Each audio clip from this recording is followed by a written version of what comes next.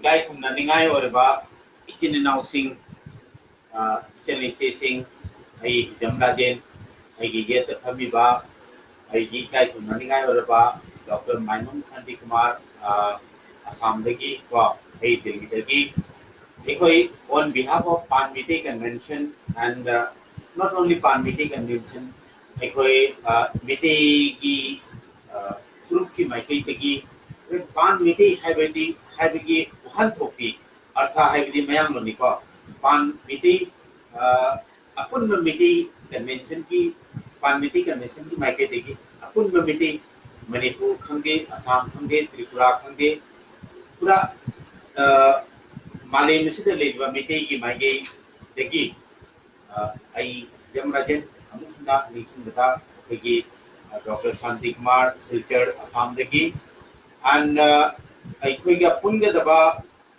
Doctor sorry Saikhom तरुण कुमार मुंबई देखी पुंग दबा unfortunately मा जी कोई की पुंग नंबरे मा मुंबई की नी असें वही मा त्रिपुरा देखी नी and I go punga daba I go jam navasyam president Pan Mite Convention. Unfortunately he could not mahakasi ko punba masi ko jadab dagi ko punma ngamre akoina malendali diba miti singda akoina kari ba hygienic ba khara lei akoi si akoina lepi si kadai no ko gi fibum kadai no akoi yamna ataw ba wakal lamada maigi coaching chen nasi phawpa le se akoi gi missing no ki diksil lakwa akoi gi culture akoi gi chaba thakpa gi akoi gi no gi akoi gi fibam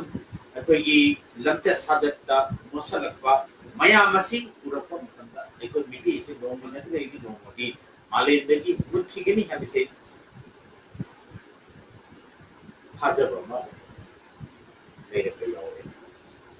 Dr. Maimon Santi Mite Sulchadegi, please carry on. Mayam Kurumzari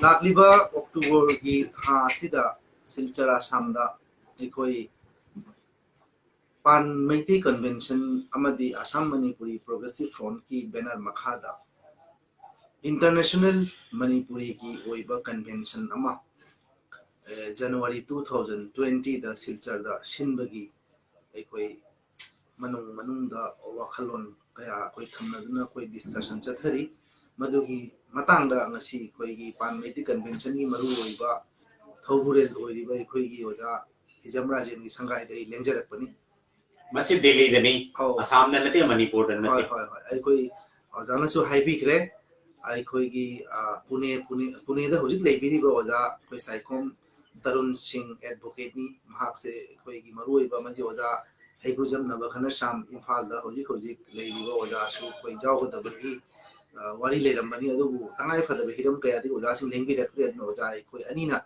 masi hiram chi da mayam pham da paudam janing badi Assam Manipur Bangladesh Myanmar Canada Prithibi da leiri ba Manipuri England European countries Ireicha Equina Hojiki Matam the Mite Haina Equina Ishabu Tak Chaning Magi Matang is your Pota Equi Mayam de Punchilaga Karamna Equigi Tungi Horakli but Ichin Inao Naharol Icha Isu Singi Tamak Equina Karito Baja Bagi Havi Matang Equi Kanan and Navagi platform Mama Equina Pan Mite Convention Haina Semjavani Masigi Uiba Ahanba Equigi International Conclave Amaka Silcher the Equina Yum Muriel Oiraga Laiba 2020 January the Sinjaga and Equi Silangjari.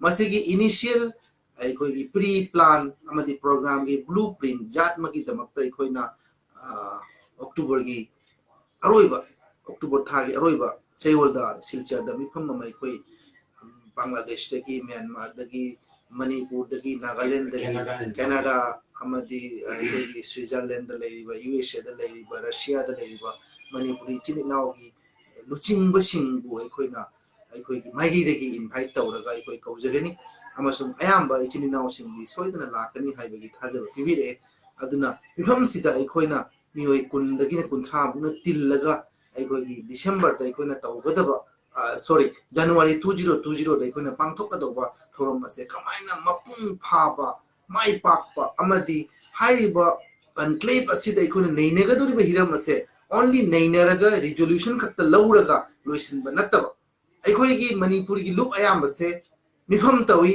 यामना चावना चावना Sen मयाम अमा तिंगलगा चादिंग तौरगा अखोना मिफम तौरगा मिफम अदुदा वारेप कया मुक्ता लौई हाइबो वारेप असे थबक ओइना पांथोकबा अखोई नमदे अदुबो अखोना पामिबदी अखोना 2020 की जनवरी थादा सिलचर दा पांथोकपा जौरिबा अखोई contact असिदा लौगदुबा resolution असे resolution अमदि थबक मदुगा resolution लौबगा resolution दा लौरिबा वारेप अदुगी थबक ओइना पांथोकपा अदुगा जामना लापनदना अखोना थबक ओइना मियाम उसोकपदो पामी अदुना अखोई थौरम असिदा Seram Heraji, thank you for joining us. Yeah, he's a Dr. Santi Kumar, you know. Adom Khangiri me Dr. Seram Heraji, thank you for joining us. I Hizam Rajan, again I repeat you again. Sorry, what opinion? I am kind of delay, but I'm going to delay the letter. Loan se kajikrak Swanabagi, Warobino. Oja Usam Nirajit Kumar, Nirajit Kumar. Seram Heraji sir, waro binu ko ay loan matam kanatok di. Oja Dr. Maimom Santi Kumar, ako'y na sinjeri basi ay yumdani dili dani ako'y na kanang meeting to basi. Oja Tarun Kumar, oja Higurujam na basyam mako'y anigi yatanggi matungina ako'y na chathari bathabag kasi. अखोइने पामे बिसे पान मिति convention की मखादा पान मिति convention है बचे कोई कनागुम की लीडरशिप अमगी दि मथौ ताई कनागुम की मांगजिल थाब की मथौ ताई लमयान बम की मथौ ताई मदुना पान मिति कन्वेंशन हाइजब की मथौ हाइजब की वो मरने अखोइ करिगुम वी डू नॉट हैव अखोइ की करिगुम पॉलिटिकल मोटिवेशन ले जदे बांग्लादेश तकी अखोइ की बांग्लादेश मणिपुरी स्टूडेंट यूनियन की आयाबा अमदी Myanmar Mitei Association की अयाबा मखाम मतुंगिना अखोइना असम दा अक्टूबर थागी लोइबा अखोगी असम हाइबा नत्रगा नॉर्थ ईस्टर्न हाइबसिदी अखोगी पूजा गुंबा अखोगी फेस्टिवल गुंबा सिदी नोंमगी मतुंगा नोंमा one day after one day अखोगी फेस्टिवल मयाम अमगी आई सु थोदुपा अखोगी नॉर्थ ईस्टर्न की केनोसे मतलब कोई ना दिल्ली दे ले कोई मतलब आई 1996 से दिल्ली लापने मधुगी मरमदगी कोई खसी खराब निंगसिंग बा से खराब वासल कोई मतलब ना कोई की केनो तो वैसे कोई की डेट से मयाम दे इनकन्वीनियंट होय बता रगदी मयाम की सजेशन ने दु पिबिरो वजा serum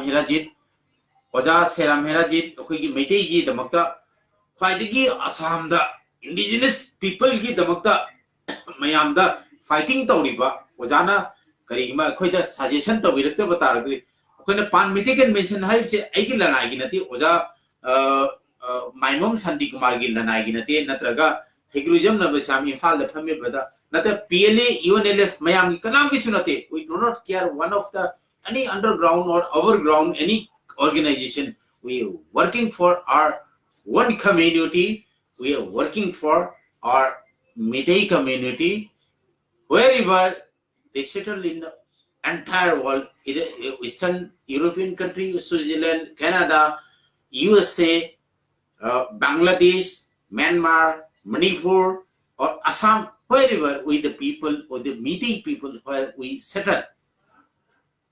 We request you, Equina, Hajeri Bisi, Meitei get next generation, Aqui Kamaina Tonga, Equin Hingba Yaba.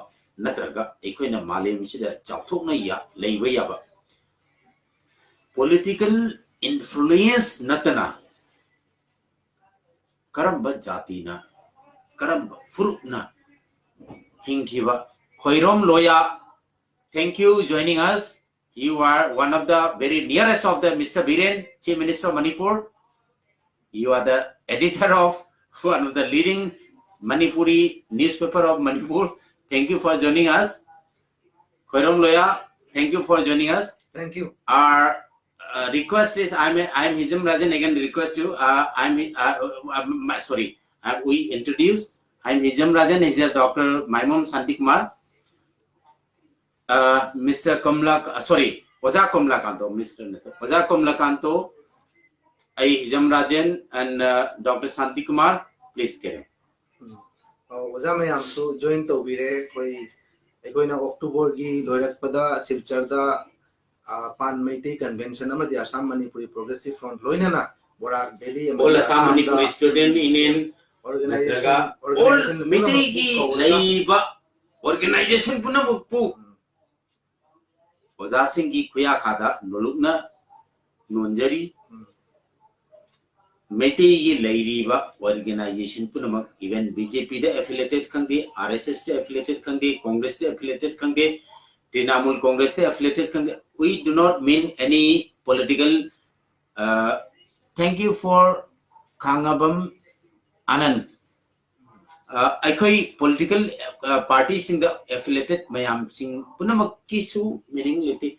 But I na pami bisi pan Meitei Manipur da labor Meitei Assam da labor Meitei Bangladesh da labor Meitei Canada da labor Bangladesh da labor Meitei singati punamak kadi I convention asigi marando wari sanada but main model eva Singapore China Thailand singasu wari sanaba lore but Assam Tripura and kadai sir koi ki hojito ha koi hoji Russia amadi koi ki Switzerland le go Meitei sing wari sa mayam panam ka Canada ga su wari sanare ko please join us nate Oza Singh na lamjing agane ikona Oza Kamla Kanto koigi one of the most senior social scientist social engineer social scientist of the Assam Borak Valley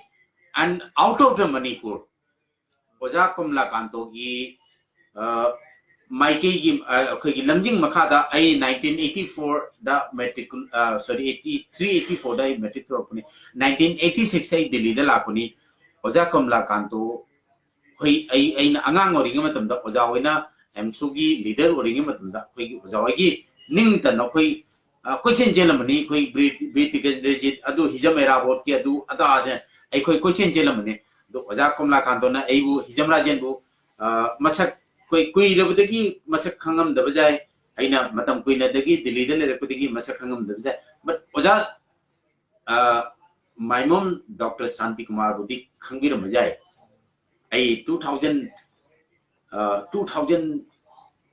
nera bo 2001-2 dagi Assam da su khongda ratam ne but Manipur ai tha mani da di khongda je karina di Manipur si koi gi hor thom ni adu ni adan hai ta bodagi koi gi kari hetari social working kari hatagi ai Manipuri tha mani dagi tha amada once in a month ai khongda je but Assam di ai gi pongna pham nan origar su ai khongda ba dikhra wale 2000 dagi ai khongda ba Assam da khra wale adigi to waro bine Oza Kamla Kanto ai khoina Assam da Mr. Naresh Chaudhary Mr. Ranjit Singh thank you for joining us Mr. Naresh जी मैं अपनी मातृभाषा में बात कर रहा हूँ उसके लिए माफ कीजिएगा आपने काफी मेरे को सराहना किया कि वाल्मीकि के फिल्मिंग में जो मैं आपकी सहायता करें मैं उसके लिए माफी चाहूंगा कि मैं आपकी हम दोनों की कम्युनिकेशन में कुछ गैप रह गया था आपने वाल्मीकि भगवान की जो है फिल्मिंग जो है बहुत बड़ी जो टीवी में टेलीकास्टिंग है आपने मेरे से मतलब चर्चा किया था मैं आपको सहायता मतलब मदद नहीं कर पाया उसके लिए मैं माफी मांगना चाहूंगा मैं एक आदिवासी या मैं एक ट्राइबल होने के नाते से मैं आपको क्या कहूं मतलब मैं आपको ठीक तरीके से मैं आपको कन्वर्जेशन नहीं हो पाया उसके लिए मैं माफी चाहूंगा एंड मिस्टर रंजीत सिंह हाँ Ranjit Singh mas Assam dagi begitu Singha hari Assam dagi betai Assam natra Tripura dagi betai thank you for joining us Mr. Ranjit इकाई खुम निगाह और बार रंजीत नरेश जी मैं माफी चाहूंगा कि मैं अपनी मातृभाषा में मैं बात करना चाहूंगा क्योंकि मणिपुर असम से जो लोग मेरे साथ जुड़ा हुआ है उसकी वजह से मैं अपनी भाषा में मैं बात करना चाहूंगा। मिस्टर रंजीत सिन्हा असोम अखोइना खंजबदा असोम असम दगी नत्रगा केनोदगी करीदगी त्रिपुरा दगी असम दगी ना। Thank you for joining us. अखोइना पामजरी बसी अक्टूबर की अलोइबा चयोलदा अलोइबा थागी निंग थंगमदा कोई के अरोइबा चयोलदा को नवंबर की मांग थाबदा अखोइ असम दा वर्ल्ड मेथी कन्वेंशन नमा अखोइना सिंजरी।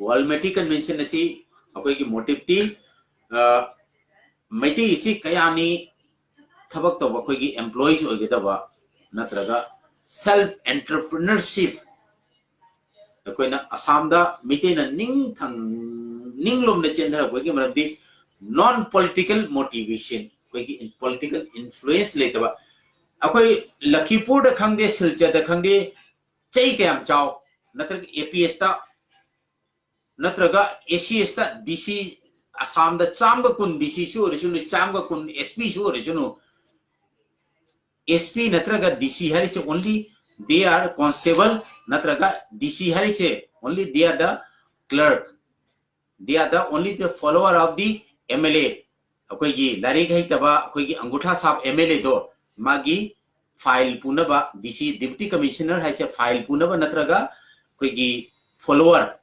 क्लरिकल अखोइ की ऑर्डर से अखोइ की एमएलए नत्रगा एमपी की लारिक है तबा एमएलए नत्रगा एमपी की ऑर्डर तो एग्जीक्यूट तौनबा मासे ड्यूटी क्लर्क मनी हने खोइने लवी अदुना होय एसीएस नत्रगा आईएस पु अखोइने आइना इकाई खुनदबा नते अखोइने हाइजेगदबदी पॉलिटिकल इन्फ्लुएंस असम नत्रगा मणिपुर तारिबा मेटी सिंगना वेल पॉलिटिकल इन्फ्लुएंस नत्रगा वेल पॉलिटिक्स awareness लेगदबनी हाइबेगी हाइजबसे आई मखा ताबजे प्लीज कोई वजारा जेन हाइनिंग बसे आई मखा ताजरगे खुदम मोइना कोई मणिपुरी कोई हौजी हौजी कोई मिते याइना जामना हाइबो पामे बे कोई जाति से लेरिबो कंट्री खुदिंग मक्ता नतर स्टेट खुदिंग मुदा मागी मसा मसा की तोंगान तोंगान बस स्पेसिफिक वे प्रॉब्लम कया मुक लेजी इमा लेबाक सना लेबाक मणिपुर द तारिबा अखोई की कंगैचा अखोई की मणिमैते इची निनाव सिंगी सु ओइबा प्रॉब्लम मयाम अमा ले असम द लेरिबा अखोई की सु प्रॉब्लम मयाम अमा लेरी त्रिपुरा द लेरी पॉलिटिकल सॉल्यूशन नतना करिन अदो पॉलिटिक्स नतना हाइरिबा सॉल्यूशन असे अखोई फंगबा ngam अदुना मरुइना अखोइन असम द अखोई की कॉन्क्लेव असे होस्ट तौजबगी हिरमदी असम हाइरिबा स्टेट असिदा अखोई मणिपुर असे यामना नुंगाइना लेरगसु मतुंग तारकपा फ्यूचर जनरेशन ना अखोइना ngasi gi numita phangiba nungai base phangla oidabagi akiba ma leirae Manipur गा हेक थंगनरिबा आसाम हाइबा लेबा सिदा लेरि मणिपुरी हाइबा अखोइ जाति असे ngasi मणिपुर दा अखोइ रूट लेरगसु आसाम दा अखोइ की येलो मिनी हाइने कोन एस्टाब्लिश तौबगी मतुंगदा येलो मिनी दि हाइरगा आसाम दा सेमलाइबा सोशियो पॉलिटिकल इशू मयाम सिदा आसाम की पॉलिटिकल सिनेरियो सिदा अखोइ की खोंगफम जे ताहोबो ngमद्रगदि अखोइ रूट असे कोन सेमहोबो ngमद्रगदि ngasi tunglam chatta अखोइ असे जाम अवाबे फिल्म लेरगा पार्टी बीजेपी कांग्रेस अदु कथोपि अदो ngasi एनआरसी ngarang से अखोइ लाउथोखरे असिदसु कोइ मैते इचिनाव कया मरुम अमा मिंग यावरक्तबगी नुंगाइतबा पेंदबा अमदि नुंनांगबा मयाम अम लेजरि मिंग यावरक्त्रबा एनआरसी दा नेशनल रजिस्टर ऑफ सिटीजन असिदा मिंग यावरक्त्रबा कनागुंबा अमना अमुक 120 days की मनुंगा मिंग यावनबा हाइदन अपील तोबा मतम असिदा चे मयाम अमा चंगी मासे करीगी दमकत मिंग यावरक्त्रिबनो हाइबगे रिजेक्शन की भारत भूषण जी नमस्कार। जय भीम। भारत भूषण जी, मैं अपनी भाषा में बात करना चाहूंगा क्योंकि मैं कुछ अपनी अहम मुद्दे पर मैं बात कर रहा हूं। मैं असम, मणिपुर और बांग्लादेश, म्यांमार की मैं कुछ अहम मुद्दे जो है हमारा एनआरसी यानी कि नेशनल रजिस्टर ऑफ सिटीजन की, मैं मूल निवासी असम का हूं, आपको मालूम है। डॉक्टर भारत भूषण जी धन्यवाद। मैं आपकी स्वयं सरोज कुमार शर्मा जी, धन्यवाद। You are joining with us. Eliza Devi, thank you for joining us. मैं कुछ आज अहम मुद्दे पर बात कर रहा हूं कि मैं माफी चाहूंगा कि मैं अपनी मातृभाषा में बात करूं। Thank you doctor Bhushan ji.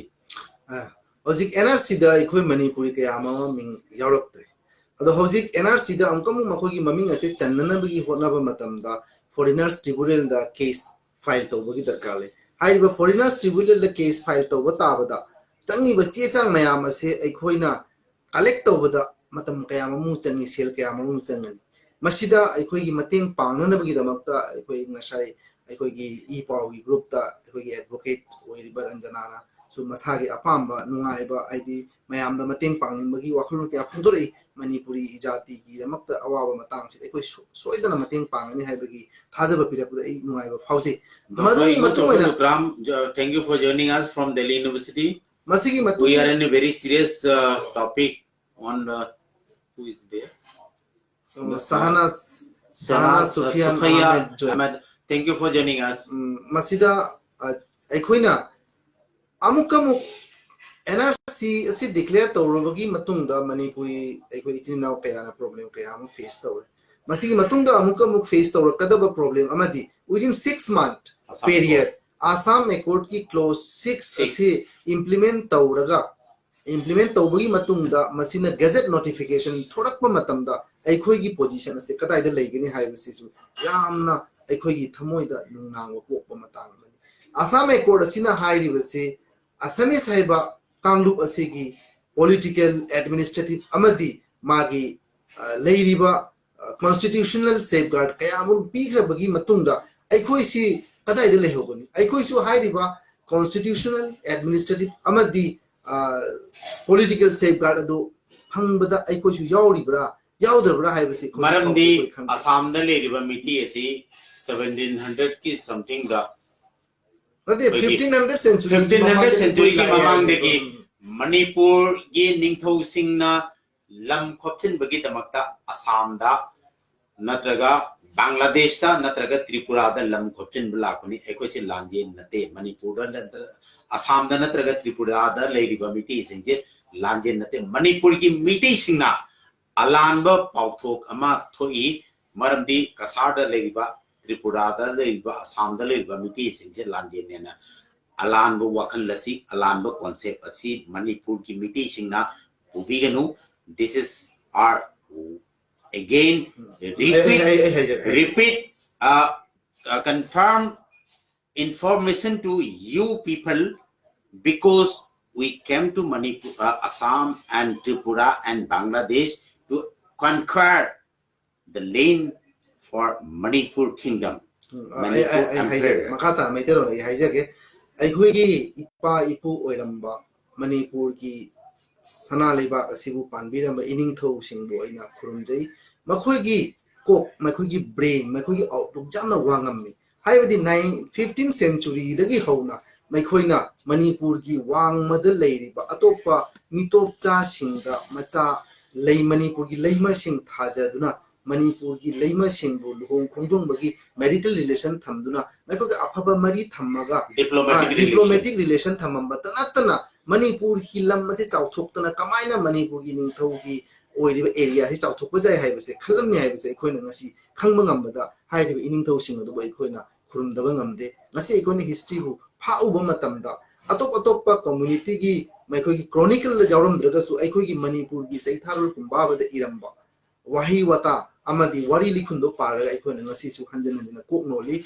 Asham Livak, the Koning, Assam the Natraga Tripura, the Natraga Bangladesh, the Lerima meeting diplomat amount ambassador when a letter meeting. I quite a land in Nati. Manipur Chahiteret Kuntak with the Chelapa meeting Nati. I question diplomatic ambassador among Assam the Natraga, Bangladesh, the Natraga Tripura, the Lapa meeting at Tani. Manipur the labor meeting that I quigi Kanago Makarana, Alanba Paugil, quigi. Flavor when I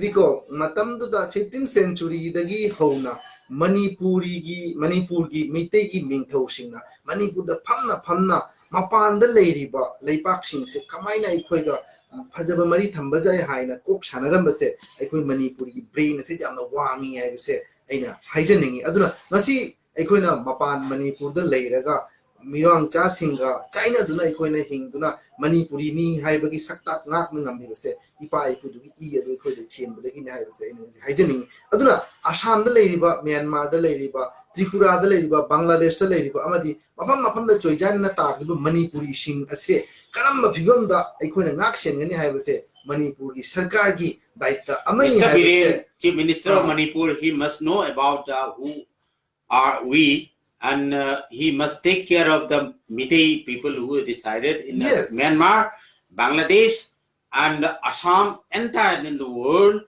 Manipur da leiriba Mr. Biren, Chief Minister na mapanda leiriba Meitei singbu kamaina karam haina mago ngaksen gedaba natraga kogi external protection adu Mr. Biren ki mathauni, but Mr. Biren have forgot how to protect the Meitei people who are residing outside the Manipur. A conclusion picture ko yam sang na koi ki lip telecast asibu FB lip asibu yang biri ba ichina khudum ki hanjan na ina hukum nonjari maram di waroi shin asitang tabi haina ngasi India government na koi ki Mahatma Gandhi nadraga Jawaharlal Nehru ki matang da matam mafam Bharat ki wang madal leiba country ayambada mai khoi gi oiba charitable trust kaya semaga mai khoi bu ngak senabagi damakta Bharat ki संविधान da adu mak close hapsal laga semi amasung financial aid madda piri adu maina Manipur gi assembly da karigumba provision ama thammaga pan Manipur da leiriba Manipuri jati singi chawkhat thorang da culture tradition amadi mai khoi heritage Manipuri orga chu khoi gi Lord Kasar Hilda khoi gi Naga sing tari Kuki sing tari ai khoi makoi ki wari nate ko hairi bise khoi Meitei, especially we are talking about the Meitei people who are residing outside Manipur, because the Mr. Biren has forgot to protect the Meitei people who resided in the logic. Still there is time. I go honorable chief minister who criticize the Hogi Nachate, honorable chief minister Kimapam the Koi appeal Malayjari if there is possibility. Nasi Kogi Bharat ki Prime Minister Narendra Modi ne Bharat ki Samvidhan bu amendment Tauraga Nasi Kashmir ki issue bu solve Tauriba. Kashmir amadi Ladakh union territory onthoiba sumaina Bharat ki संविधान ayaba pibiriba aikoigi Assam Manipur gi assembly da karigumba constitution gi provision leiragadi assembly da amendment puraga mapan Manipur da Tripura da amadi Manipur da gi wangmad leiriba Assam asu hairiba country asigi manung leiriba state khuding da hingiba Manipuri sing sigi maikoigi jaifana gi damukta karigumba financial package natraga any kind of activities lokhat pa yaragadi mad lokhat yu haina ngasi ki lipsigi matang lagi pan Meitei convention ni matang maike deki sar birenda ikoina appeal tawjari aduga government ki side ki tawba yadaba thoklagasu ngasi internationally mafam khuding de establish oina leiraba Manipur dagi haukiba Assam dagi haukiba Tripura dagi haukiba aduga Myanmar dagi haukiba Meitei irai chasing globe ki world asi mafam khuding de establish oina leiriba Meitei khuding makna ijati khuding makna ichini now ojaburu khuding makna aikoina sinjariba pan Meitei convention gi international Manipuri conclave asida laaga aiko Meitei aiba jati ase karam haina maru logani karam haina maiko gi future ase brighten hoigani maiko de piba yaba tengbang financially technologically natraga no software gi maigi dagi natraga entrepreneurship ki maigi dagi khangde karam haina maiko gi revivalism gi damakta anova 25th century sida matam jiga chana chuna ko hingma ngamani haibasi gi matangda kajiktan mai onsin biduna all possible support pibi haibase ngasi gi Facebook live ki maige de gi mayamda ngasi gi media sigi kuthangda mayamda appeal tawjari aikoi October gi tang kun gi matungda koi gi tang kunthra gi manung asida silchar da preliminary discussion oina country ayamba dagi aikoi mafam ayamba dagi Manipuri china koi kaujaraga aikoi famngani aduga koi 2020 gi January gi mayai orappa nataga hogolappa mayami adaba matungina international Manipuri conclave ama sinjagi haina sinjari base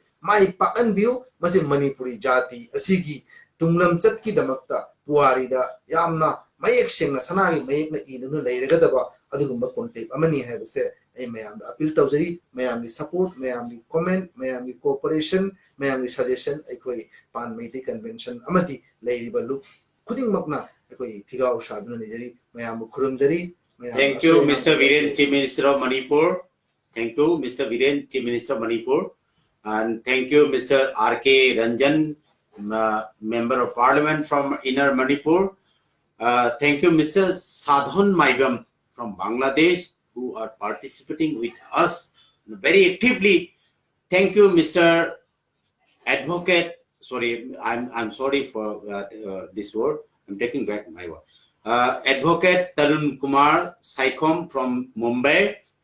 Thank you, Oja Navasyam Hegrujam, Imphal Singjamay. He's a president of Panmedi Convention. Ikoina Ngangjeri Bangasi, Togeriba Toromasi, Oja Hegrujam Navasyam gi permission gi makata and Oja sorry Tarun Kumar gi permission gi matungina ikoina ngasi live mayamda lakchari bisini. Thank you, Manipur Leriba, all Miti Isin announcing Oja Laba, Yambem Laba, and all respected Minister of Manipur, all respected of Assam, Mr. Sarvananda Sonowal, Chief Minister of Manipur. I especially, Chief Minister of Assam, I especially appeal to you to designate a permanent commission designated a committee from Assam on Assam Accord of your clause 6 and ACS the Meitei loan language in a special Meitei loan language in an Assam civil service. This is my special appeal, and my appeal to you or application will be submitted to you by tomorrow through Assam Bhavan, New Delhi, and the Home Minister of India, New Delhi. The copy will be initiated to you, Mr. Sarvananda Sonowal, Chief Minister of Assam, and Mr. Hemanta Biswa Sharma, who was ex-Congress MLA, and now rightly you are Minister of Health and Finance. Deputy Chief Minister of Assam, Mr. Sarvananda Sonowal. Thank you very much. Thank you very much.